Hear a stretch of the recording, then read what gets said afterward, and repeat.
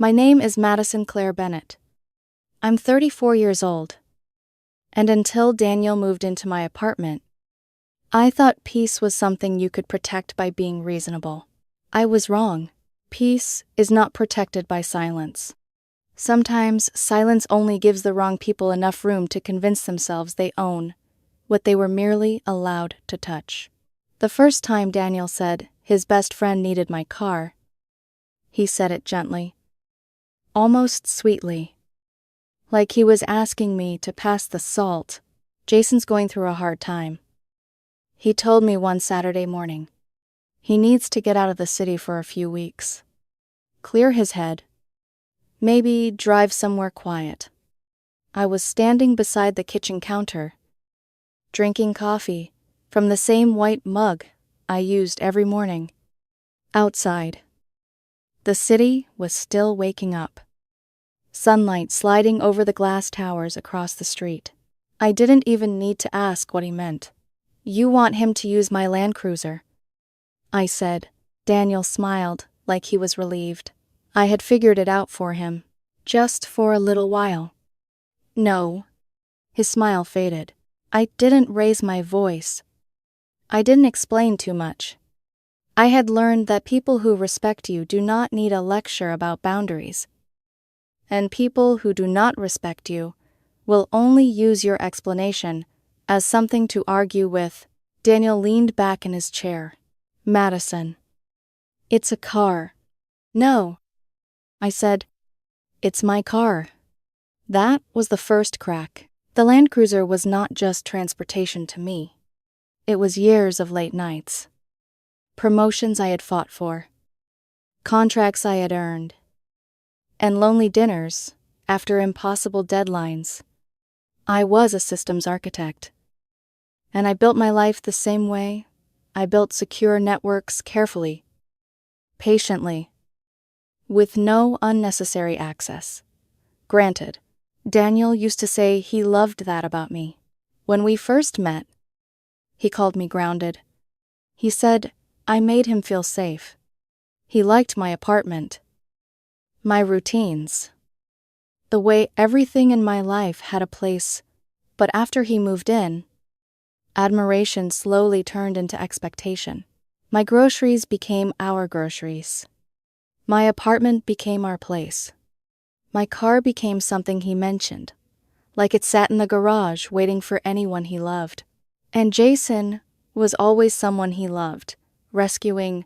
Jason was Daniel's best friend from college. The kind of man who called every disaster a chapter and every unpaid bill bad timing. He had charm. I'll give him that. He could walk into a room late, broke, and somehow make everyone laugh before they remembered why they were annoyed. But charm does not pay damages. Charm does not replace trust. Jason came over often. So often, he would stretch out on my sofa with his shoes still on and joke that my apartment looked like a rich woman's waiting room. He called me intense. Corporate. Too serious. Daniel always laughed. That's just Jason, he would say. And every time, I would smile a little less. Then, 3 days after I refused to lend him my car, Daniel sat across from me at the dining table with a calm face that told me he had already done something wrong. Jason has the keys, he said. I looked up slowly. What keys? He avoided my eyes. To the Land Cruiser. For a second, the whole apartment seemed to go quiet. Even the refrigerator hum sounded distant. Daniel rushed to fill the silence. He really needed it. Maddie, he's been spiraling. I knew you'd say no again. And I didn't want to fight. I stared at him. You gave another man the keys to my car because you didn't want to fight. His jaw tightened. Don't say it like that. How should I say it? Like I was trying to help someone. I set my coffee down. You helped him with something that wasn't yours. Daniel sighed, already irritated. Already treating my reaction like the problem. You're making this bigger than it needs to be. That sentence did something to me. Not because it was loud, not because it was cruel, but because it was familiar. It was the sentence people used when they wanted the damage to stay small enough that they didn't have to be accountable for it. I looked at the empty hook near the door where my spare keys used to hang. Then I looked back at Daniel. "Tell him to drive carefully," I said. Daniel blinked. "That's it." I nodded. "That's it." Relief washed over his face so quickly, it almost made me laugh. He thought he had won because I did not scream. He thought my calm meant permission. That was his mistake. That night, Daniel slept peacefully beside me. I lay awake, staring at the ceiling, listening to his breathing, feeling the quiet turn colder around us. A 2-3 M. I opened the tracking app on my phone. My Land Cruiser was not across town. It was already more than 100 kilometers away, parked near a lakeside resort. I looked at the blinking dot on the map for a long time. Then I closed the app, placed my phone face down, and whispered into the dark, "Okay." But this time, the word did not mean surrender. It meant I had stopped arguing with people who needed consequences more than explanations. The next morning, Daniel kissed my cheek before leaving for work, as if nothing had changed. "You know," he said, while grabbing his jacket, "I appreciate how understanding you've been." I looked up from my laptop. "Do you?" He smiled. "Most people would have made this into a huge fight." I returned my attention to the screen. Maybe. He left the apartment convinced he'd won an argument we'd never actually finished having. That was the strange thing about people who grew comfortable crossing your boundaries. They stopped seeing your silence as restraint. They started mistaking it for approval. For the next few days, life continued with an almost surreal normalcy. I attended meetings, reviewed system proposals, answered emails, cooked dinner, watered the plants by the balcony, and every evening, after Daniel went to shower or fell asleep on the couch scrolling through videos, I opened the tracking application. The blinking dot moved constantly. Beach towns, mountain roads, luxury resorts, scenic overlooks, gas stations, hundreds of miles away. Jason wasn't borrowing my vehicle to rebuild his life. He was taking a vacation. Social media confirmed it. Freedom feels different when you're brave enough to chase it. Finding myself, no plans, no rules, underneath photos of my Land Cruiser parked against ocean sunsets. Strangers commented about envy and adventure. Daniel showed me one post over dinner. "Look at this." He laughed. "Jason actually seems happy for once." He turned his phone toward me. There it was. My vehicle. My hard work, being used as the backdrop for another person's self-discovery story. He says, "The ride is incredible." Daniel continued, "You really do take amazing care of it." I took another bite of pasta. "I'm glad he's enjoying himself." Daniel grigned. "I knew you'd come around." I smiled back. If only he understood that acceptance and observation weren't the same thing. Later that night, I gathered everything I needed. Vehicle registration, insurance documents, purchase paperwork, VIN information, maintenance record, every detail. I arranged them neatly on my dining table. Years working in technology had taught me one thing. Facts mattered. Documentation mattered. People forgot conversations. Systems remembered evidence. I picked up my phone. A calm female voice answered. "Emergency services. How may I assist you?" "Hello," I said evenly. "I'd like to report my vehicle as missing." Questions followed. License plate number. Vehicle description. Ownership verification. Date last seen. I answered each one without hesitation. The woman on the line remained professional. "We'll enter the report into the national database immediately." "Thank you."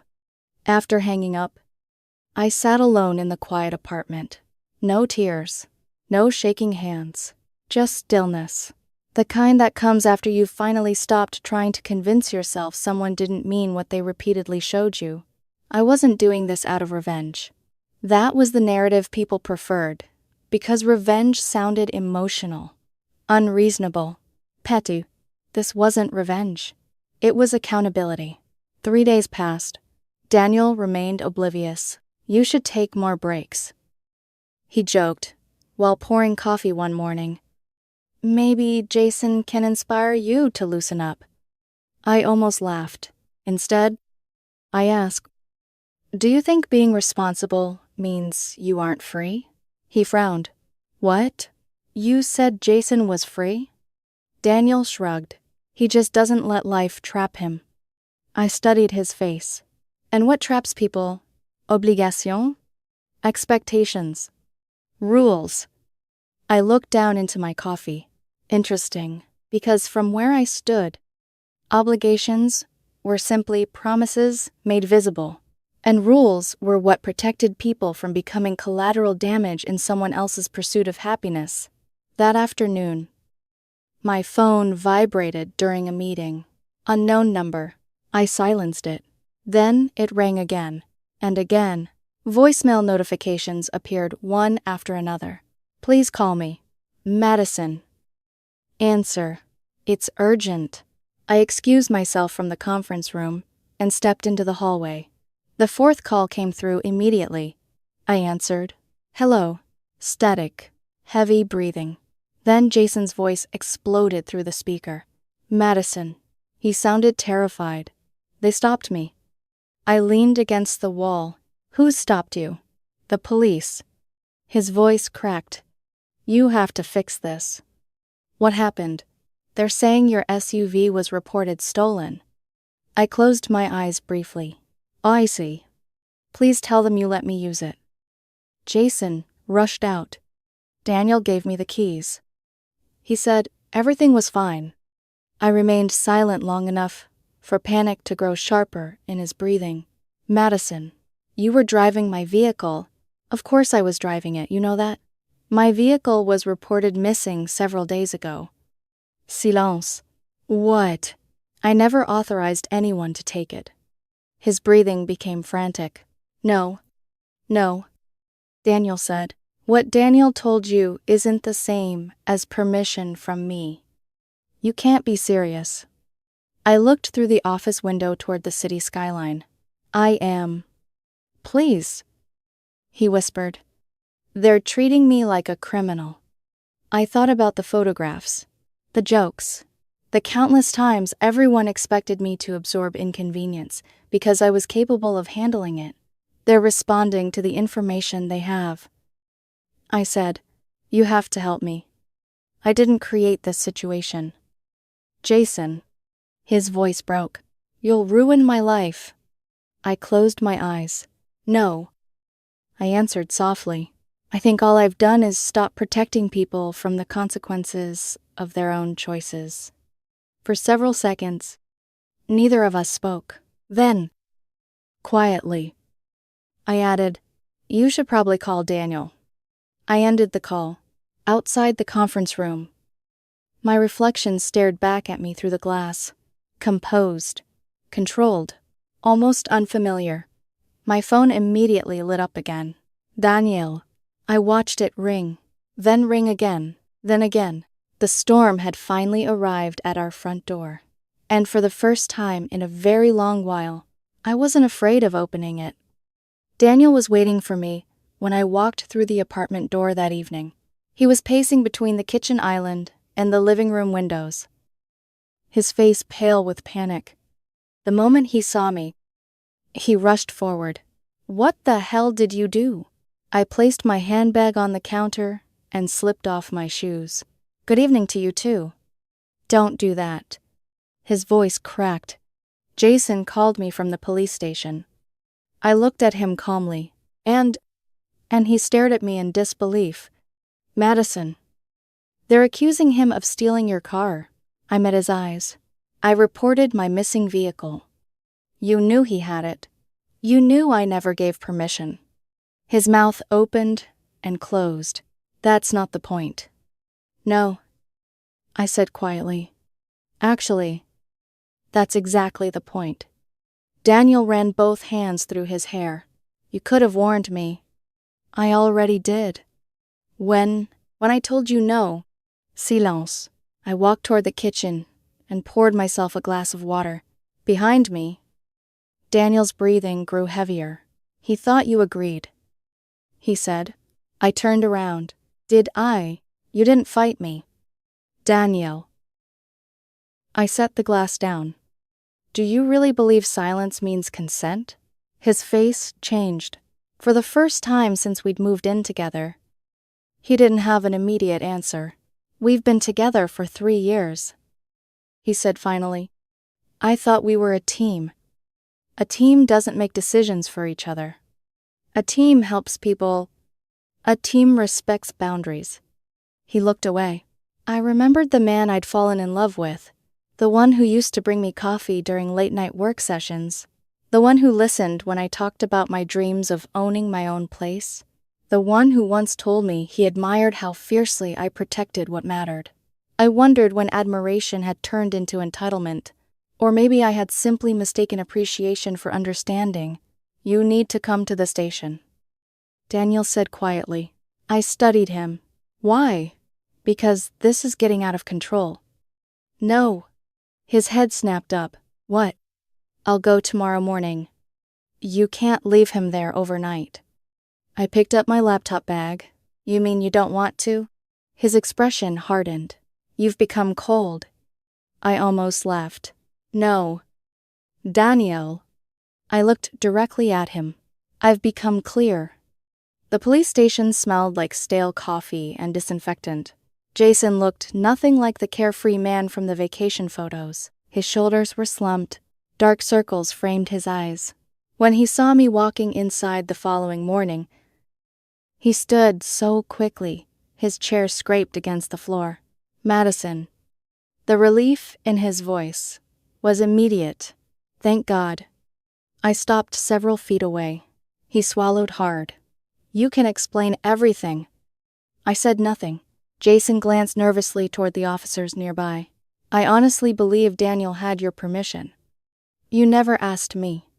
His face tightened, because Daniel said, You never asked me. The repetition hung heavily in the air. One of the officers looked up from his paperwork. Jason's voice lowered. I didn't think I had to. There it was. The truth, not malicious, not planned, simply assumed. He didn't think my opinion mattered enough to verify. I folded my arms. My vehicle is registered solely under my name. I know. I refused when Daniel first asked. His eyes widened. You did? Yes. Jason slowly turned toward Daniel. Daniel looked like he wanted the floor to swallow him whole. You told me she'd come around, Jason whispered. Daniel avoided his gaze. I thought she would. I felt something inside me settle. Not anger, not triumph, just certainty. An officer approached us. Ms. Bennett, he said politely. Your report indicated the vehicle was taken without your authorization. That's correct. Would you like to modify your statement? Daniel immediately stepped closer. Madison. Jason's voice shook. Please. I looked at both men. One had assumed access, the other had granted it. Neither had stopped long enough to ask the only person who mattered, me. This situation began because my refusal wasn't respected. I said. The officer nodded. I understand. Daniel stared at me. You'd really let this continue. I turned toward him. Do you know what hurts most? His eyes searched mine. This isn't about the car. His shoulders fell. It's about the fact that you never saw me as someone whose answer deserved honoring. He opened his mouth, closed it, then whispered, I made a mistake. You made a choice. Tears gathered in his eyes. I was trying to help my friend. And in the process, I replied softly, you stopped being mine. The room fell silent. Even Jason lowered his head. For months, I'd questioned myself, wondered if I was too rigid, too protective, too independent. Women were taught to compromise, to be understanding, to smooth things over, to prioritize harmony. But compromise without respect wasn't love. It was surrender. And understanding without accountability became permission. I looked at Jason. I don't hate you. He blinked in surprise. You don't. No. Isaiah, I think you're careless. A weak, humorless laugh escaped him. That's fair. Then I turned to Daniel. But I trusted you. His eyes filled completely. I know. No, I said quietly. You understand it now. Daniel's voice cracked. Can we fix this? I looked at the man I once imagined marrying. The man who had shared my bed, my routines, my future plans. And for the first time, I realized loving someone wasn't enough reason to keep choosing them. Not when they repeatedly chose everyone else over your boundaries. I don't know. I answered honestly, and somehow, I already knew exactly what the answer would be. I drove home alone that afternoon. The Land Cruiser had already been released back into my custody after the necessary procedures were completed. As I sat behind the wheel, my hands resting lightly on the steering wheel I'd spent years protecting, I expected to feel victorious. Instead, I felt tired, not the kind of exhaustion sleep could fix. The kind that settled into your bones when you finally accepted that someone you loved had never really seen you clearly. Rain had started by the time I pulled into the underground garage beneath my building. The windshield wipers swept back and forth in a steady rhythm, like a metronome, counting down the final moments of a life I had once imagined differently. When I stepped into the apartment, Daniel was sitting on the couch. He stood immediately. Madison. I closed the door behind me. We need to talk. He nodded quickly. I know. The apartment looked exactly the same. The framed photographs on the shelves, the books arranged alphabetically, the throw blanket folded neatly over the armchair. Everything was exactly where it had always been. Except us. Daniel looked like he hadn't slept. I'm sorry, he said before I could speak. The words rushed out of him. I know that doesn't fix anything. I know I crossed a line. He swallowed hard. I honestly thought you'd forgive me. I stared at him. Why? He blinked. What? Why did you think I would? You always do. The answer landed harder than any insult could have. Because he wasn't lying. For years, I had been the reasonable one, the patient one, the woman who adjusted, who understood, who compromised. When dinner plans changed because Jason needed help, when weekends disappeared because someone else's emergency became our priority, when little boundaries were pushed aside in the name of being supportive, I had forgiven, repeatedly, until forgiveness stopped being grace and became expectation. You taught me that, Daniel whispered. I felt tears sting my eyes for the first time. No, I replied softly. I taught you that I loved you. I looked around the apartment, and you taught yourself that love meant unlimited access. Daniel covered his face with his hands. I never wanted to hurt you. But you did. I know. Silence stretched between us. Outside, thunder rolled across the city. I kept waiting for you to choose me. I admitted. His head lifted. What?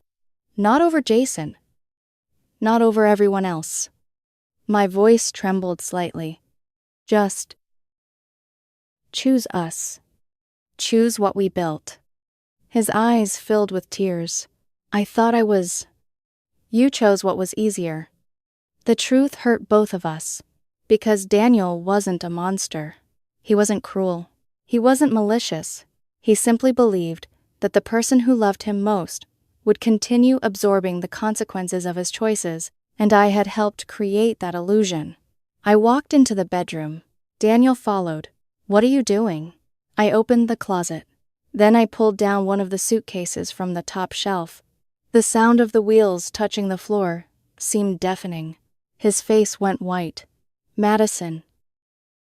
I folded his shirts carefully, placed them inside. Then his jeans, his jackets, his watch collection, everything methodically arranged. You can't be serious. I looked up. I've never been more serious. He started crying. No. Please. We can fix this. I paused. You still don't understand. I do. No. Daniel. I zipped the first suitcase closed. If I stay with you right now. What exactly changes? He opened his mouth. Nothing came out. Because apologies without transformation were just another cycle. Another promise, made in panic. Another temporary adjustment before old habits returned. You don't trust me anymore, he whispered.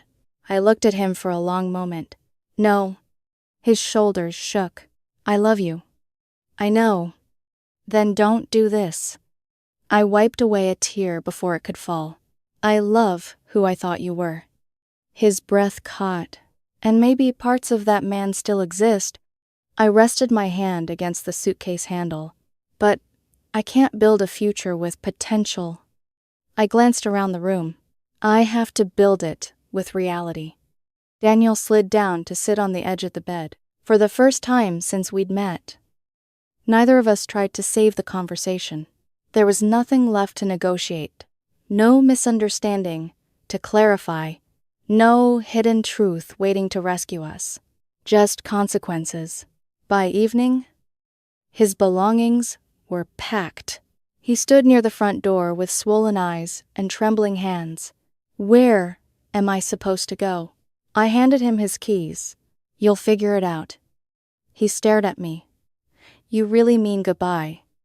I looked at the man who had once danced with me barefoot in this kitchen at midnight. The man who had memorized my coffee order. The man who knew exactly how I liked my hand held during thunderstorms. The man I had loved. Then I looked at the man standing in front of me now. The one who had heard my no and decided it didn't matter. Yes, I said quietly. I do. He cried openly then. I'm sorry. I nodded. I believe you. His expression shifted in confusion. You do? Yes. I opened the door. I think you're genuinely sorry. Tears rolled down his face. Then why? I met his eyes one final time. Because sometimes love survives. I took a steady breath, but trust doesn't. For several seconds, neither of us moved. Then Daniel picked up his suitcases. He stepped into the hallway, halfway to the elevator. He turned around. I never thought you'd leave. I offered him a sad smile. I know. The elevator doors closed. The apartment fell silent. I locked the door and leaned against it. No shouting. No dramatic collapse. No instant relief. Just quiet. I walked out onto the balcony overlooking the city lights below. Cars moved through rain-slick streets. People rushed home to lives I would never know. The wind brushed against my face. For months, I'd been afraid of losing someone I loved. But standing there alone, I realized something important. I hadn't lost myself by ending this chapter. I had found the version of myself I'd been abandoning in small pieces every time I accepted less than respect. Calmness had never been weakness. Patience had never been permission. Love had never required self-betrayal. I looked up at the storm clouds breaking apart overhead. For the first time in a very long while, I could breathe. And I understood one thing with absolute clarity. Never underestimate a woman who knows exactly what belongs to her. Her voice, her boundaries, her peace, and finally decides to protect them.